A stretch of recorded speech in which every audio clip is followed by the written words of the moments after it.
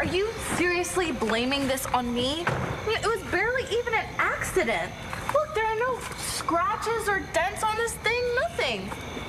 Would you just get out from under there and check out how lucky we got? Lucky? No, I don't think so, Twinkle. What are you talking about? I could practically check out every inch of this thing. It looks fine. Not the axle. Well, what's wrong with the axle? It's cracked in two. What does that mean? It means the car is useless. It's totaled. So it's not worth 50 grand? It's not worth 50 bucks, which makes it kind of difficult to tell my buddy Bull to cash it in. I thought your high school honey was supposed to call back by now. What's up with that? Just give her some time, okay? I need you to lose the attitude, kid. Who the hell is that? And I know it was stupid. Nate and I both know that. You mean stupid to take the cash? I would have done the same thing. Sure, a lot of people would have. But what'd you do with it? We went to the bank and had them turn it into a check. Bank? Does Nate have an account there or something? No. And the bank was okay cutting a check that size for you? Well, I kind of had to tell them that if they didn't, you'd take all your money to a different bank. Okay. What'd you do with the check? We gave it to Nate's mom. But she won't give it back? Oh, she blew it already? Yeah, that's what people do. They get greedy. No, it's not like that. She's not like that. She still has the money. Well, what are we waiting for? Let's go get it. Well, that's what Nate told me to do. He said that if she knew that he was in any trouble, that she'd give the money right up. Then why have you come to me? Because I trusted you. I thought you'd understand. Yeah. Maybe I understand a little too well. What do you mean? And why go to Nate's mom if I'm such an easy mark? And if you had a chance to stick it to me, you'd be crazy to pass this up, right?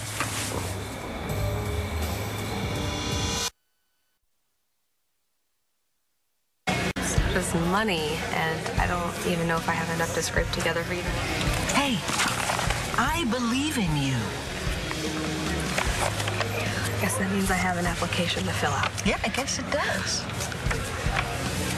Thank you. Thank you for believing in me. And for coming over here to give this to me. But I didn't think you were supposed to be here because Rex said something about you going to the cabin with Charlie. Ah, yes. Well, Dorian had other plans for Charlie. How dare you drag Adrian's name through the mud just to get my attention? I don't need your attention. I also don't need your cheap shots. Kelly could use my help, and you're lucky I'm still offering it. I'm sorry, how is it you have time for a second career? Isn't Vicky offering you a job? That's still on the table. We're just discussing the parameters. Oh, the parameters. That's what they're calling it these days.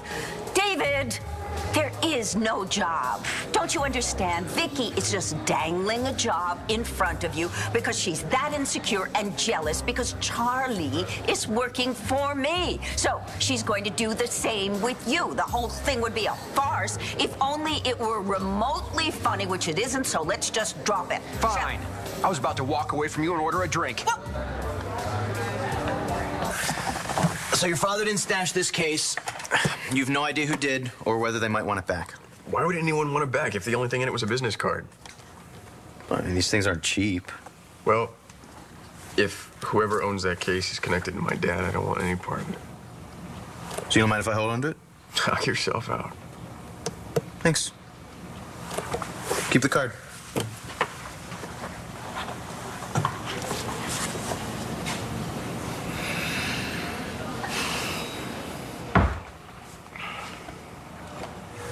Yeah, I'll talk to you later.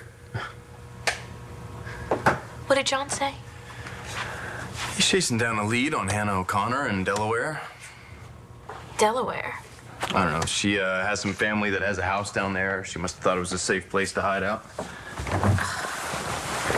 You know, Todd has pictures of her all over the office. It's hard to imagine her on the run from the police. I guess Robert Ford has a way of bringing out the worst in people. Yeah, I guess. I mean, how does a guy treat women that way?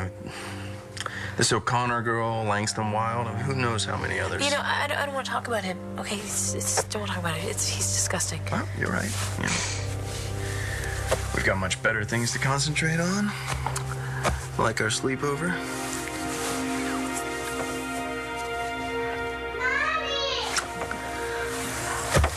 Mommy's coming! And are you sure about that whole brother and sister thing? You don't maybe want to reconsider? Not a chance. Well, what are we gonna do now? Star, there's no we, okay? You've done enough. You were ready to give up your car so I could pay back Bull. Yeah, but now he's expecting this tomorrow, and he's not gonna get it. Because I wrecked it. Hey, no, you didn't wreck it. I'm the one that grabbed the wheel. Star, listen to me. This is not your fault, okay? I let this become your problem, and I never should have done that. Oh, what's done is done. Not if I go to Plan B. I think we passed Plan B a couple plans ago. Okay, fine. Plan D, then. All right, whatever it is, tell me. Someone in there? That's the manager. That's okay. I'll check it out myself.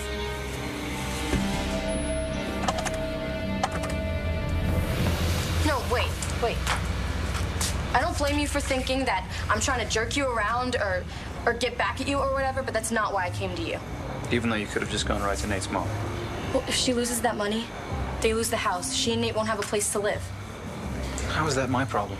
It's not. But I was with him when he found the money, and I am just as guilty as he is for keeping it. I mean, the only reason why I felt any better about it was because I knew that we were going to do something good with it. Yeah, well, that's nice, but it's not your job to bail Nate's mom out of a jam. It's not his job either, for that matter. He knows that. But it made him happy to be good to his mom. And when I saw that, it made me want to be a better daughter than my mom, too.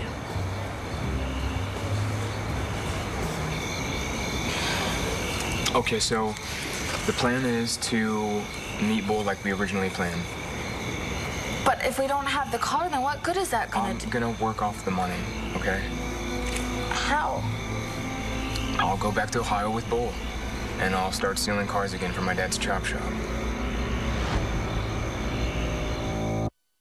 Dorian is constantly scheduling meetings so that she and Charlie are always together. I mean, obviously, I trust Charlie. There's no question about that. But Don't trust Dorian. Oh, no, I do not. Do you know, I don't think there's a boundary on this earth that she would respect. Sounds like a certain sister I used to know. May she rest in peace.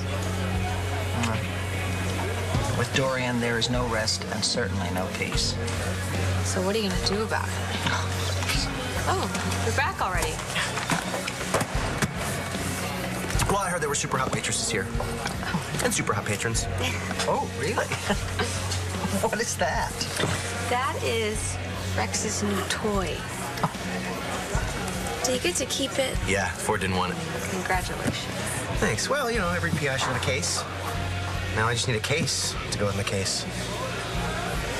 This text you've been dying to have come in, it has something to do with Star, doesn't it? You're worried about Star, correct?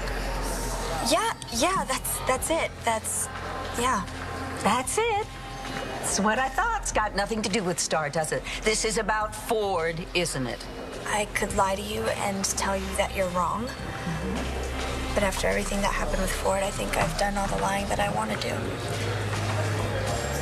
I went to see Ford today. Langston, why?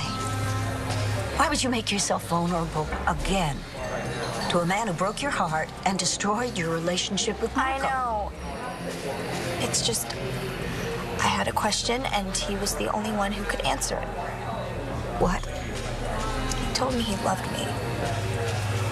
I didn't need him to do that. I didn't ask him to say that. I needed to know why he did. And did he say that he loved you? That you were the only woman in the world for him? Is that what you hoped to hear?